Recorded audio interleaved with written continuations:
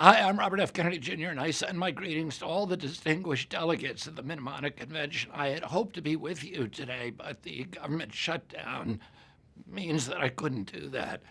The Mnemonic Convention was born from a shared moral conviction that no human being should suffer from exposure to mercury. You came together to protect future generations from this potent neurotoxin, and I'm looking forward to continued progress. Article 4 of the convention calls on parties to cut mercury use by phasing out listed mercury-added products. But in 2010, as the treaty took shape, negotiators made a major exception. Thimerosal-containing vaccines were carved out of the regulation. The same treaty that began to phase out mercury in lamps and cosmetics chose to leave it in products injected into babies, pregnant women, and the most vulnerable among us. We have to ask why. Why do we hold a double standard for mercury? Why do we call it dangerous in batteries, in over-the-counter medications and makeup, but acceptable in vaccines and dental fillings?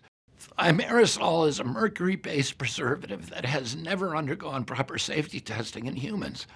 Hundreds of peer-reviewed studies identify it as a potent neurotoxin, a mutagen, a carcinogen, and an endocrine disruptor. Thimerosal's own label requires it to be treated as hazardous material and warns against ingestion. There is not a single study that proves it safe. That's why in July of this year, the United States closed the final chapter on the use of thimerosal as a vaccine preservative, something that should have happened years ago. I want to be clear, it's inexcusable that governments around the world still allow mercury-based compounds in healthcare when safe alternatives exist. Now that America has removed mercury from all vaccines, I call on every global health authority and every party to this convention to do the same. Manufacturers have confirmed that they can produce mercury-free, single-dose vaccines without interrupting supply.